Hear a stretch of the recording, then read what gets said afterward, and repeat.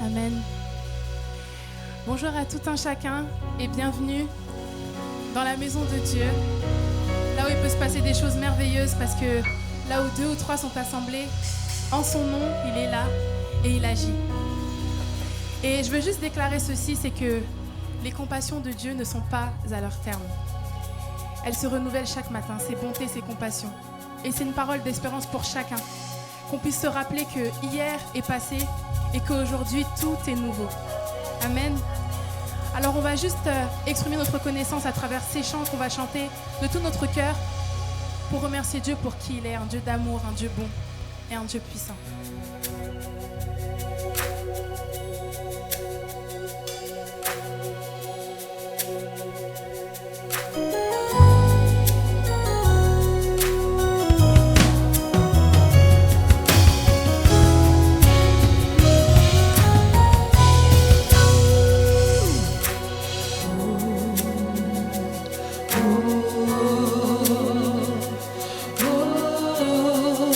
Tu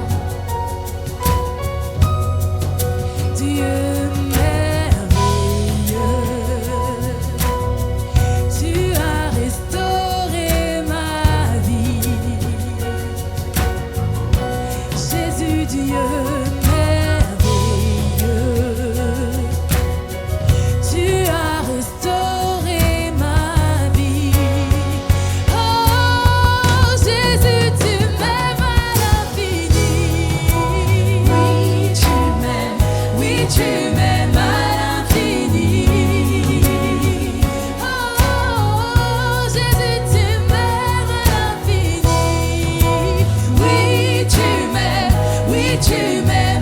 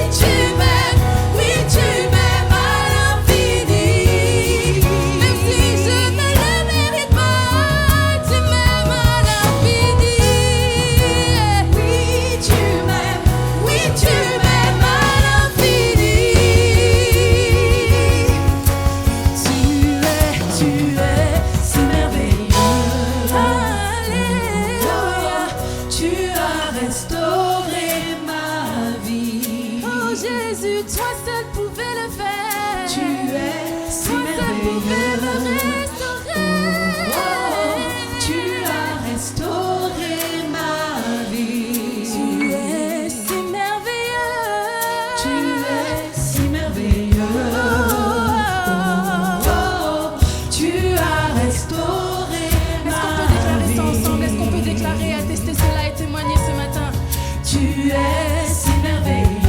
Tu es si merveilleux, Jésus.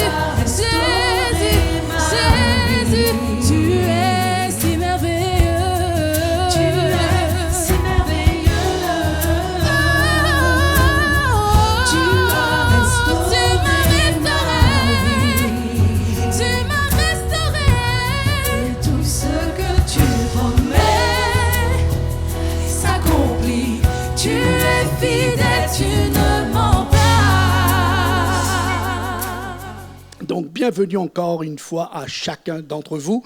Nous continuons le thème que nous avons commencé durant tout l'été, depuis le lundi 3 juillet, connaître Dieu, la plus noble des recherches.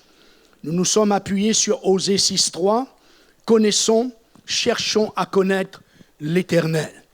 Et j'aime bien donner la direction, donner la vision du message.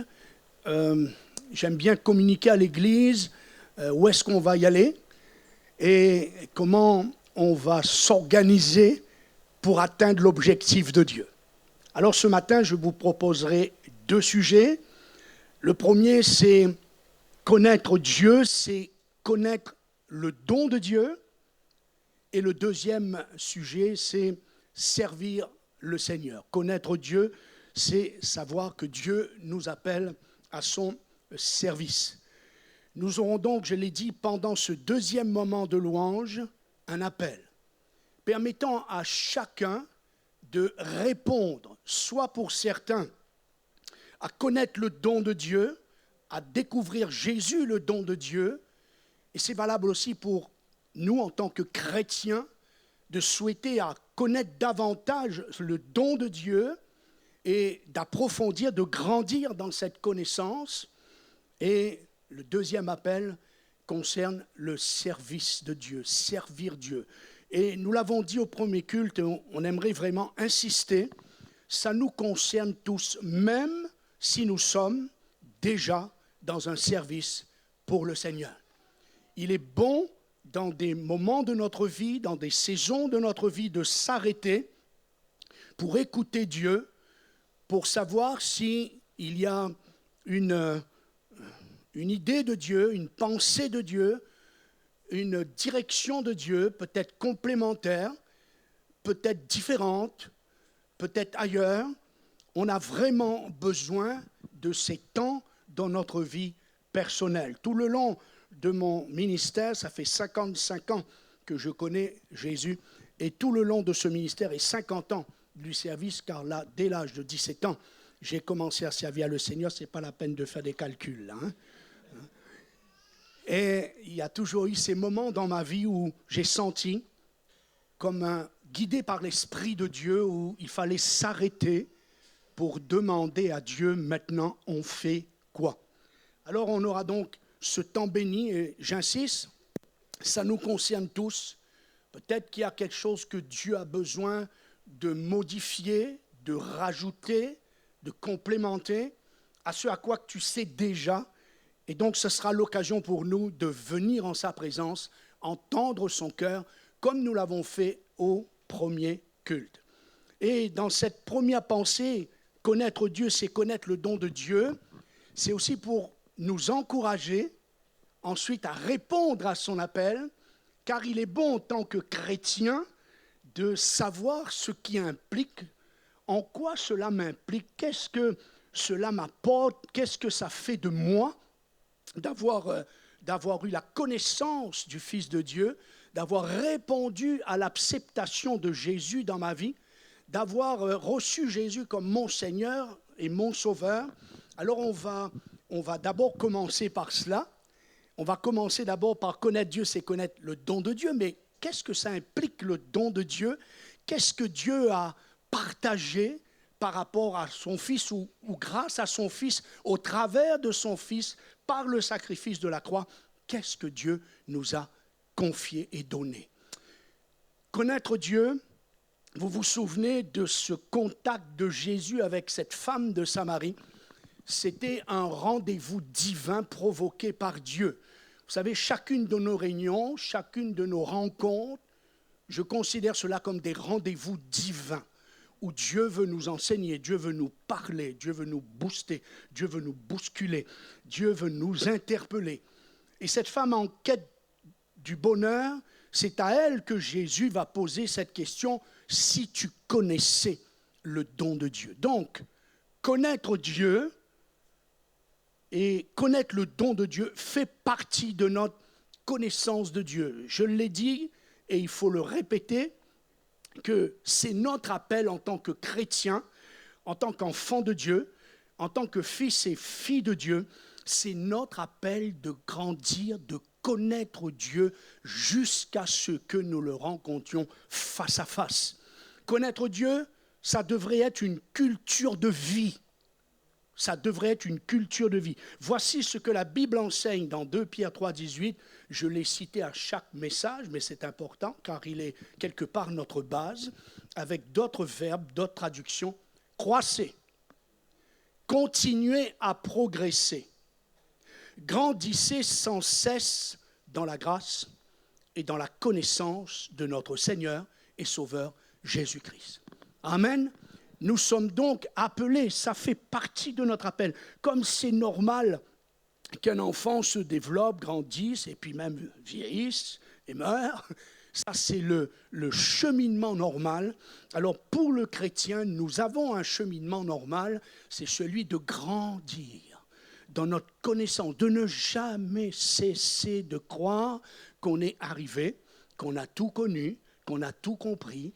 Nous avons besoin de découvrir Dieu sur les multiplicités de facettes de Dieu et connaître un peu plus Dieu dans notre vie de chaque jour. Et je l'ai dit la dernière fois que c'est selon les saisons de notre vie que Dieu va se révéler comme pour s'identifier à ce que je traverse dans ce moment-là. Dieu va se révéler sous cette facette-là. Je me souviens d'une visite qui m'a été demandée d'une jeune fille espagnole, Mercedes, à l'hôpital, et j'ai été la rendre visite, et pendant que nous discutions, nous parlions de Jésus, je lui parlais et je l'aidais à connaître le don de Dieu, et j'ai vu qu'elle avait une bonne connaissance de Jésus par rapport à sa religion, mais en l'écoutant, je dis, Mercedes, je constate que tu connais Jésus, mais il me semble que tu connais un Jésus historique. Il faut commencer, parce que Jésus a fait partie de l'histoire. Donc il faut connaître ce Jésus historique. Mais il ne faut surtout pas s'arrêter à cela. Parce qu'un Jésus historique, c'est un Jésus lointain. Elle ne connaissait pas le Jésus de proximité. Elle ne connaissait pas le Jésus qui nous relie au Père. Et vous? Et vous? Comment connaissez-vous Jésus ce matin? Question. Donc, connaître le don de Dieu, connaître Jésus avec les différents thèmes que je vais aborder par rapport à ce que Dieu nous a partagé, à celui qui connaît vraiment le don de Dieu, voici ce que Dieu a partagé pour toi dans ta vie. Alors, cette connaissance va changer radicalement notre vie chrétienne, va enrichir notre couple, va donner un sens, un vrai but à notre famille. Ça sera au top avec toi-même et pour les autres. Amen. Si tu connaissais le don de Dieu, donc Jésus, le don magnifique, merveilleux, on l'a chanté, alors on s'empresserait. Si on savait tout ce que Dieu nous a partagé en Jésus, on s'empresserait de lui confier notre vie, et cela sans aucune modération. On va faire un survol, c'est vraiment un survol, car tout ce que je vais citer demanderait un culte à chaque point. Mais nous, on va faire juste un survol pour ce premier thème, ce premier sujet, que connaître le don de Dieu, c'est de savoir que Dieu nous a partagé, nous a donné gratuitement, gracieusement, son pardon. Amen. Nous avons reçu ce pardon par le sang de son Fils, Jésus mort à la croix pour nous, et Dieu a donné sa vie. Dieu était en Christ, réconciliant le monde avec lui-même. En mourant sur la croix, Dieu nous donne son pardon. Écoutez-moi bien, nos bonnes œuvres n'effacent pas nos mauvaises actions. Nos bonnes œuvres n'effacent pas nos mauvaises actions. Nos bonnes œuvres dans tout ce que nous faisons de bien n'ont aucun pouvoir d'effacer nos mauvaises actions. Ce n'est pas parce que je vais faire des bonnes œuvres que ça va venir effacer les mauvaises que j'ai commises. Non. Seul l'amour de Dieu en Jésus, son Fils, par son sang, est suffisant pour effacer et te faire repartir à zéro. Amen. Seul le sang de Jésus est suffisant pour tout effacer, que son nom soit béni. On va un peu plus loin. Connaître le don de Dieu, c'est de savoir que Dieu nous a partagé son éternité, sa vie éternelle. La Bible dit, Dieu nous a donné la vie éternelle, cette vie est dans son Fils. Celui qui a le Fils a la vie, celui qui n'a pas le Fils n'a pas la vie. La promesse qu'il nous a faite, c'est la vie éternelle. Et quand il parle de ces brebis, Jésus dit, « Je leur donne la vie éternelle, elles ne périront jamais, et personne ne les ravira de ma main. » Amen. Vous savez qu'il y a diverses formes de vie. Il y a la vie animale, il y a la vie végétale, il y a la vie humaine, puis vous avez la vie spirituelle, la vie éternelle. Et la vie éternelle est une qualité de vie, une supériorité de vie au-dessus de toute autre vie. Amen. Et c'est cette vie-là que Dieu veut nous donner au travers de Jésus.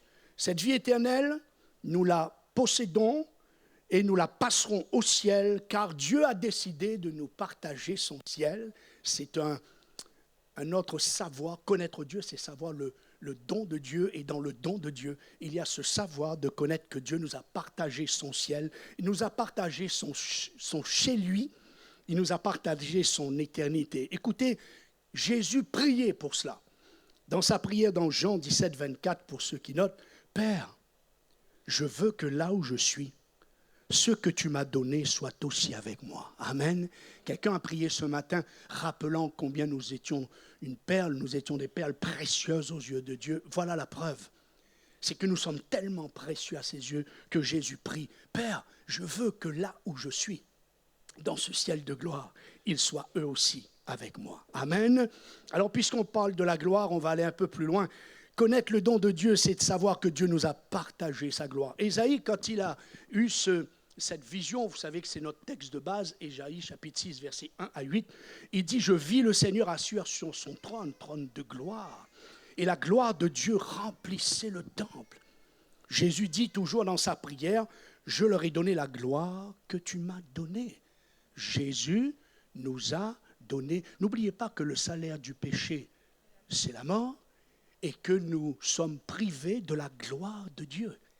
Et connaître le don de Dieu en Jésus, c'est d'être pardonné de nos péchés et de retrouver la gloire que nous avons perdue par Jésus.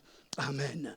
Et il prie également, il dit, « Père, je veux qu'ils voient ma gloire, la gloire que tu m'as donnée avant la fondation du monde. Amen. » Connaître le don de Dieu, c'est de savoir que Dieu a partagé son nom, puisqu'il nous est dit que connaître Dieu et connaître un Dieu de filiation, famille, car à tous ceux qui ont reçu Jésus, il leur a été donné le pouvoir de devenir enfants de Dieu, lesquels sont nés de la volonté de Dieu. Amen. Galates nous dit, car vous êtes tous fils de Dieu par la foi en Jésus. Alors, écoutez-moi bien, car j'aime sortir l'application de ce que la Bible enseigne. Tu es un enfant de Dieu. Alors ce matin, lâche prise, laisse Jésus prendre le contrôle de ta vie. Tu n'auras qu'un seul regret, c'est de ne pas l'avoir fait plus tôt. Amen. Connaître le don de Dieu, c'est savoir que Dieu nous a partagé sa richesse. Eh bien, vous, ce matin, qui est venu et qui vous semble que vous êtes fauché, eh bien, dites à quelqu'un à côté de vous, tu es riche, tu ne le savais pas? Dites-le, dites. Vous êtes surpris vous-même, hein? Voilà, voici ce que la Bible enseigne, Romains 8, 16. L'Esprit lui-même rend témoignage à notre esprit que nous sommes enfants de Dieu. C'est ce que l'on vient de voir. Il nous a donné un nom. Or, si nous sommes enfants, nous sommes aussi héritiers de Dieu et co-héritiers de Christ. Dieu a partagé sa richesse avec nous. 2 Corinthiens, car vous connaissez la grâce de notre Seigneur Jésus-Christ qui pour vous s'est fait pauvre, de riche qu'il était, afin que par sa pauvreté vous puissiez enrichir. Quand quelqu'un dit « je suis fauché comme Job », posez-lui la question si c'est avant ou après l'épreuve, ou pendant l'épreuve. Vous connaissez la suite. Hein? Connaître le don de Dieu, c'est de savoir que Dieu nous a partagé sa nature. Alors ça, c'est fort. Ça, c'est fort, car de nous aimer jusqu'à cet extrême, j'allais presque dire, c'est trop. Écoutez bien, Romains 8. Dieu nous a prédestinés à être semblables à l'image de son Fils. Waouh. Savez-vous pourquoi les ministères dons ont été donnés à l'Église? Je cite. Non seulement pour le perfectionnement des chrétiens, mais jusqu'à ce que nous soyons tous parvenus à la connaissance du Fils de Dieu. Ça rejoint ce que Pierre a dit, l'importance de croître dans la connaissance du Fils de Dieu, car les ministères ont été donnés pour cela. Les ministères ont été donnés à l'Église pour que nous soyons tous, personne ne doit être privé, tous de la connaissance du Fils de Dieu, 1, à l'état d'homme fait ou l'état adulte, 2, à la mesure de la stature parfaite du Christ. Alors peut-être qu'on pourrait se dire, mais c'est presque impossible. Oui, c'est impossible, je vous l'accorde, pour vous et moi, mais pas pour Dieu, car à Dieu, rien n'est impossible. Amen. Écoutez l'apôtre Pierre, ce qu'il va enseigner. Ce sont des textes très très forts. Et retenez bien, le but c'est de vous rappeler qui vous êtes en Jésus quand vous avez reçu le don de Dieu. Qu'est-ce que ça fait de vous? Qu'est-ce que ça vous apporte? Qu'est-ce que cela implique? Pour mieux ensuite dire, alors Seigneur, puisque c'est ça que tu as fait de moi, alors je réponds à ton appel. Écoutez bien, les promesses les plus précieuses, pas seulement les promesses, mais les promesses les plus précieuses et les plus grandes, c'est écrit, 2 Pierre 1,4. Dieu va sélectionner les promesses les plus grandes et les plus précieuses, écoutez bien, nous ont été faites par Dieu afin que nous devenions participants de la nature divine. Waouh! Quel amour! Quel amour! Dieu va résumer, Dieu va sélectionner, je répète, les plus grandes promesses, les plus précieuses promesses, dans l'objectif de m'emmener à devenir participant de la nature divine. 1 Jean 3, nous sommes maintenant enfants de Dieu, ce que nous sommes n'a pas été encore manifesté, mais nous savons que lorsque cela sera manifesté, nous serons semblables à lui parce que nous le verrons tel qu'il est. Dites à quelqu'un à côté de vous, t'inquiète pas, je suis en construction là. Vous savez, c'est moche quand on regarde une construction. On voit soit de la tôle tout autour, de l'échafaudage. Dieu est en train de bâtir son Église. Peut-être aux yeux du monde, elle ne ressemble pas à grand-chose. On voit tous les échafaudages. Mais l'heure viendra où tout ça, ça va tomber. Et l'Église parfaite, l'Église glorieuse, ni ride, ni tache, va apparaître aux yeux de Dieu et sera enlevée dans le Seigneur. Amen. Quelqu'un a dit, Jésus, le Dieu véritable, s'est fait homme pour que nous devenions tout ce que Dieu est, et rien de moins. Et moi je dis, Amen. Maintenant que vous avez mieux compris, mieux connu en Christ ce que vous êtes devenu, alors on peut aller plus loin. Connaître Dieu, c'est savoir que Dieu nous associe à son œuvre. Alors, je voudrais vraiment insister sur ce point. Et pendant que nous parlions avec l'équipe de louange, et Magdala, notre leader ce matin, elle a porté une pensée. J'étais émerveillé parce que sa pensée, c'était ce que je voudrais transmettre à vos cœurs ce matin, de bien comprendre que nous sommes tous concernés dans cet appel. J'insiste. Et que quel que soit ce que nous faisons, je veux être le premier à répondre à cet appel. Parce que ce n'est pas ce qui s'est passé dans ma vie qui est important. C'est ce qui va se passer. C'est quoi la suite, Seigneur? C'est quoi la suite, Seigneur? Parce qu'il y a toujours une suite pour toi, pour que tu ne t'ennuies pas, pour que tu progresses. Parce que progresser dans la connaissance, obligatoirement, va nous emmener à progresser dans le service, la forme, la manière, la façon. Tout ça, ça fonctionne ensemble, ça change.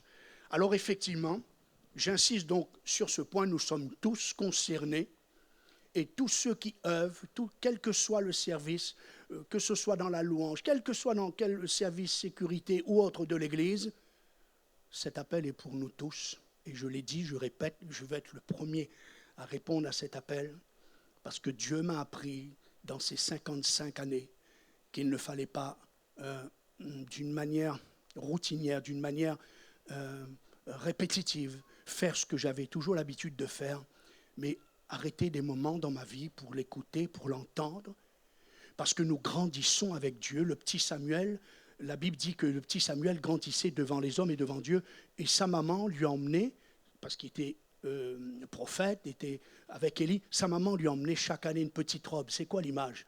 Parce que chaque année on grandit, chaque année on croît. Chaque année, on se développe. Chaque année, on connaît mieux Dieu. Chaque année, on découvre une facette de plus de Dieu. Et ça va impliquer également mon appel, mon service, ma tâche, mon ministère. Alors je dis, je ne veux pas m'arrêter uniquement sur les ministères dons. Je donnais ce témoignage ce matin que lors d'une convention nationale à Montluçon, un homme est venu vers moi et m'a dit, je sais que vous ne me reconnaissez pas, vous ne connaissais même pas d'ailleurs, j'ai regardé son nom sur l'étiquette là, et effectivement, ça ne me disait rien. Il m'a dit, j'étais de passage, c'était même pas son église, j'étais de passage dans telle ville, et ce matin-là, vous prêchiez sur le service de Dieu, et vous avez pris ce texte, mon enfant, va travailler aujourd'hui dans ma vigne. Et ce garçon m'explique que cette parole a été, ouf, ça l'a empoigné, d'accord? Il a entendu le cœur de Dieu. Alors, il a fait cette prière lui aussi. Il a répondu humblement à cette prière, à cette invitation. Mon enfant, Dieu ne nous appelle pas comme esclaves. Hein? Mon enfant va travailler aujourd'hui. Jamais demain. C'est toujours aujourd'hui. Et puis, les années ont passé, me disait ce garçon, cet homme, et maintenant, il était lui-même donc pasteur. Voyez? Mais ça, c'est une facette de l'appel. Mais moi, au travers du témoignage que j'ai préparé pour nous ce matin, c'est justement nous encourager chacun. Vous savez, ça, c'est mon combat. C'est aussi ma passion. De convaincre chacun que vous avez une mission, vous avez une tâche, vous avez un rôle à jouer dans le corps du Christ et dans votre génération. Quel que soit votre âge, quelle que soit votre éducation, quel que soit le temps d'année de conversion, tout ça n'a aucune importance. Ce qui est une chose certaine, si vous avez reçu Jésus, si vous avez accepté et connu le don de Dieu, et si vous vivez tout ce que cela implique, alors dépêchez-vous à savoir ce à quoi Dieu vous appelle. Ésaïe nous dit, je reviens à Ésaïe 6, 8, « J'entendis la voix du Seigneur disant, qui enverrai-je et qui marchera pour nous ?» Il n'y a pas de problème au niveau de celui qui appelle. Le problème vient de celui qui ne répond pas. Dieu, ici, appelle et ANPE, ça vous dit quelque chose? ANPE, c'est « Alléluia, notre Père emploie ». Il n'y a pas de chômage dans le Seigneur, il n'y a pas de chômage. Dieu appelle, et Ésaïe entend cette parole, et je répondis, et c'est ce que je prie ce matin pour qu'il en soit ainsi, je répondis, me voici, envoie-moi. J'entendis, je répondis. La première étape, c'est je vis et je dis. Malheur à moi. Parce que la lumière de Dieu, on l'a chanté plusieurs fois, qu'il est ma lumière. Cette lumière vient et me révèle tel que je suis. Me révèle avec mon péché. Mais cette lumière me révèle aussi le trône où il y a le charbon ardent, où le Christ est mort à la croix, au calvaire, Golgotha, pour pardonner mes péchés. Donc là aussi, Dieu révèle à Isaïe comme le Dieu qui est amour. Je vis et je dis. Maintenant, j'entendis et je répondis. Me voici, envoie-moi. Donc connaître Dieu, c'est connaître un Dieu d'association, de partenariat, un Dieu de complicité, un Dieu qui nous associe à son œuvre et nous appelle à son service. Avant donc d'entrer dans ce temps de louange, où je vous inviterai en toute liberté, vous pouvez sortir de votre place tout à l'heure et venir sur le devant. Si vous êtes trop serré là où vous êtes, levez vos mains vers le ciel juste pour signaler à Dieu que vous répondez à son appel, mais faites-le ce matin en toute liberté. On bénit Dieu le premier culte. On a vraiment une onction bénissante et des dizaines d'hommes, des femmes ont entendu la voix de Dieu et ont répondu.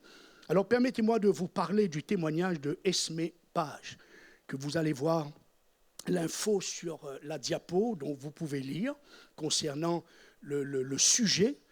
Curieusement, je me disais ce matin, l'exemple que je vais prendre est similaire à ce qui s'est passé dans cette semaine avec cette petite ville Hawaï. Et ici, il nous est parlé de l'incendie de la tour Grenfell est survenu le 14 juin 2017 dans un immeuble de logements sociaux, 24 étages à Londres, au Royaume-Uni, faisant 79 morts. Cette fille, donc, Esme Page, fondatrice de l'association, c'est une association dite en anglais, je passerai, a témoigné lors d'une entrevue à la radio britannique qu'elle avait vu à la télévision ce terrible événement. Elle a été émue de compassion par la détresse de tous ceux concernés. Les endeuillés, les blessés, les traumatisés, ceux qui avaient perdu leur logement et possession, et ceux qui avaient essayé d'intervenir et venir en aide aux autres. Quelque temps avant ce drame, une amie lui avait dit que la vie avec Jésus devrait être une vie pleine d'aventures. Et moi je dis Amen. Esme Page avait rejeté cette idée. Elle manquait de confiance dans ses propres capacités et hésitait à se mettre en avant dans une aventure qui pourrait la mettre en difficulté. Mais écoutez bien, et c'est à cela que je veux vous encourager. Malgré ses réticences, elle a prié. Elle a prié. Une courte prière. Avec des mots tout simples pour dire à Dieu qu'elle voulait le servir. Elle voulait le servir. Elle n'imaginait pas où cela l'amènerait. Le lendemain de cette tragédie, alors qu'elle se baignait dans l'eau fraîche de la mer, elle s'est rendue compte qu'elle ne pouvait pas se contenter d'en profiter. Elle s'est mise à prier. Et l'idée lui est venue de partager ce bonheur avec les victimes de cet incendie et aussi avec les secouristes. Elle a commencé avec une publication timide sur Facebook le 19 juin 2017, invitant les lecteurs de la page à réfléchir à la possibilité d'offrir des vacances gratuites aux victimes et aux secouristes. Grâce aux dons, l'association a pu offrir près de 500 journées de vacances aux survivants de Grenfell, si ça prononce comme ça, endeuillés, les voisins et les pompiers. Depuis, le rayonnement de l'association s'est élargi. Pendant la crise sanitaire du Covid-19, elle a pu soutenir, entre autres, les assistantes infirmières de Cornouailles, c'est la ville, le nom de la ville, en leur fournissant un hébergement d'isolation d'urgence. Vous m'avez suivi?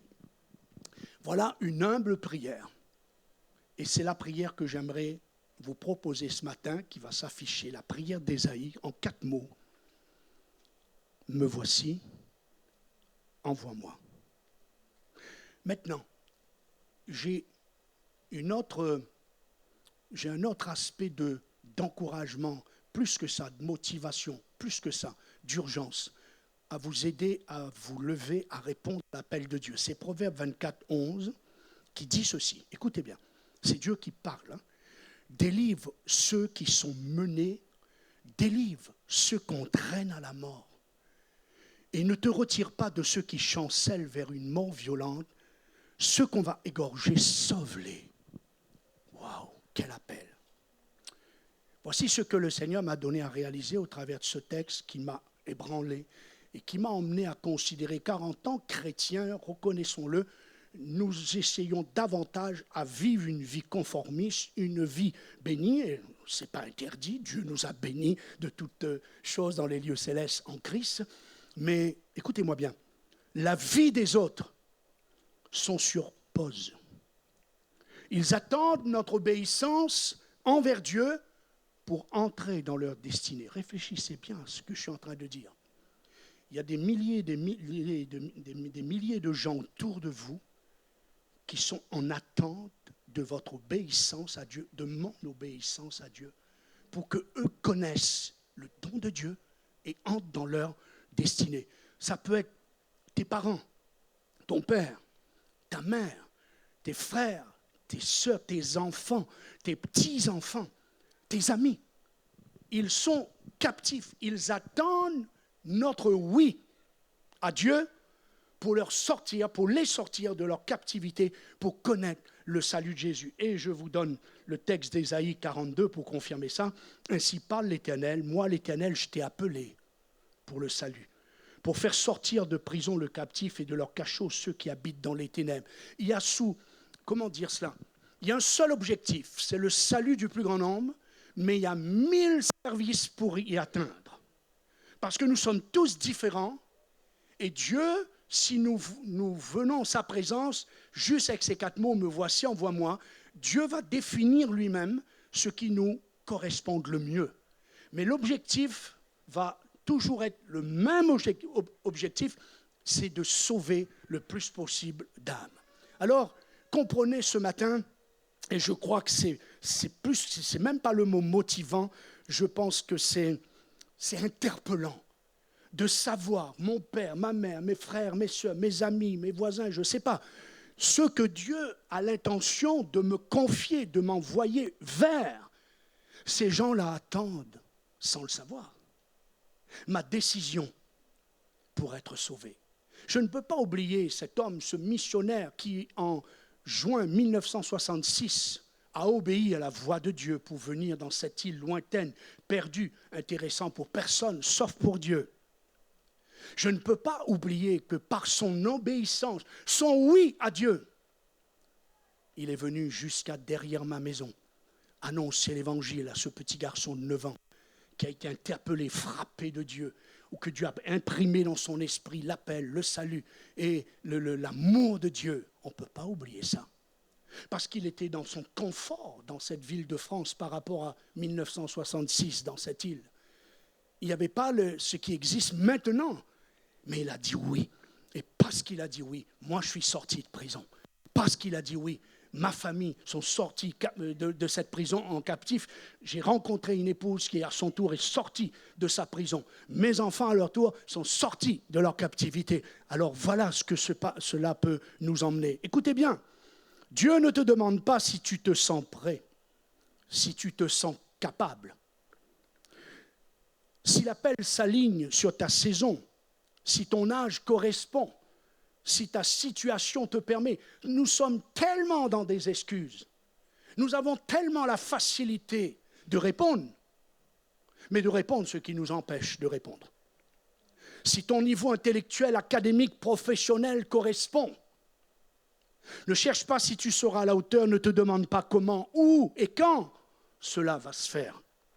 C'est tout cela qui nous freine, c'est tout cela qui nous fatigue. Vous avez des gens, ça fait des années qu'ils se posent la question, ce que Dieu veut d'eux et comment ils pourraient le faire. Mais ils ne se sont jamais dit, me voici, envoie-moi. Dieu t'invite ce matin juste à répondre à son appel. Venir en sa présence, accepte de faire cette prière composée de 4 mots. Mais 4 mots venaient au plus profond de ton cœur, me voici, envoie-moi. Tu ne te poses pas de questions, tu lui fais confiance, il est fidèle, il sait de quoi tu es constitué, il sait d'où tu viens, il connaît ton enfance, il connaît ton éducation, il connaît le cadre de vie, ton atmosphère de vie, il sait tout cela. Alors ne t'embrouille pas avec tout cela. Il connaît tes capacités intellectuelles, finances et toute la suite. Ne t'occupe pas de ça. J'entendis, je répondis. Tu as entendu? Tout ce que Dieu veut maintenant, c'est que tu répondes, me voici, envoie-moi. 4 mots, j'ai dit, d'une grande puissance, car c'est à partir de cette prière que tu sauras et entreras dans les choses que Dieu t'a données par grâce. Amen. L'équipe de louange va venir me rejoindre. On va nous projeter à nouveau dans l'adoration. Ils vont chanter un cantique d'appel. On va tous se lever dans la présence de Dieu. Et dès que vous vous sentez que vous voulez répondre à cet appel, j'ai dit, ça nous concerne tous. Ne dis pas, mais moi je fais déjà ça. Non, non, non. Il faut absolument que nous comprenions, ça nous concerne tous, parce que Dieu a quelque chose à te dire. Amen. Et c'est à celui qui va répondre obéir à cette invitation, me voici en moi, que Dieu va parler. Alors vous pouvez dès ce chant commencer à venir, si vous le souhaitez, sur le devant. Si vous ne pouvez pas, vous êtes trop coincé dans la salle, alors levez vos mains vers le ciel, mais répondons à l'appel de Dieu. Alléluia, merci Seigneur. Car toi seul est Dieu, bien avant tous les temps. Tu es assis sur le trône. Oui, toi seul est Dieu, dans les bons comme dans les mauvais temps. Tu es assis sur le trône. Oui, toi seul, car toi seul est Dieu. Toi seul est Dieu, bien avant tous les temps. Assis sur le trône. Assis sur le trône. Oui, toi seul est Dieu. Oui, toi seul est Dieu. Dans les bons, dans les mauvais temps. Assis sur le trône. Oui, toi seul est Dieu. Car toi seul est Dieu. Car toi seul est Dieu. Bien avant tous les temps. Assis sur le trône. Oui, toi seul est Dieu. Dans les bons, dans les mauvais temps. Assis sur le trône. Oui, toi seul est Dieu. Tu es un miracle, incomparable, inébranlable. Oui, c'est bien toi. Dieu de l'univers, extraordinaire. Dieu de lumière, oui, c'est bien toi. Tu es un miracle, incomparable, inébranlable. Oui, c'est bien toi. Dieu de l'univers, extraordinaire. Dieu de lumière, oui, c'est bien toi. Car toi seul est Dieu, bien avant tous les temps. Tu es assis sur le trône. Oui, toi seul, toi seul est Dieu. Oui, toi seul, toi seul. Donc dans les mauvais temps, tu es assis sur le trône. Toi seul est Dieu. Toi seul est Dieu.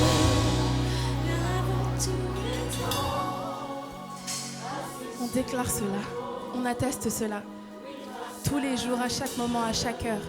Lui seul est Dieu. Même dans les moments les plus sombres, lui seul est Dieu. Même dans les moments de pure joie, lui seul est Dieu. Car toi seul est Dieu. Bien avant tous les temps, assis sur le trône. Oui, toi seul est Dieu. Dans les bons comme dans les mauvais temps, assis sur le trône. Oui, toi seul est Dieu. Ce que je reçois là, c'est que Dieu veut dire à quelqu'un que parce que tu as choisi de l'adorer, de le louer ce matin, de proclamer ses paroles, même si c'est dur pour toi, au vu de ce que tu traverses, tu as choisi de le louer et de l'adorer. Et Dieu te dit que les cieux sont ouverts pour toi ce matin. Il y a une part à prendre. À toute personne ici présente qui l'adore, en vertu des circonstances, envers et contre tout, malgré tout, en dépit des circonstances, pardon. Sachez que Dieu est en train de dire qu'il y a une rémunération. Les cieux s'ouvrent. Il est digne de louange, quoi qu'il advienne. Et il ne s'agit pas d'attendre de recevoir en retour, mais Dieu est un Père. Et un bon Père prend soin de ses enfants. Et il dit que ce matin, les cieux sont ouverts parce qu'il sait ce dont tu as besoin personnellement. Il connaît ton besoin. Et les anges montent et descendent maintenant pour déposer dans vos vies, dans vos cœurs, ce dont vous avez besoin. Par la foi, recevez.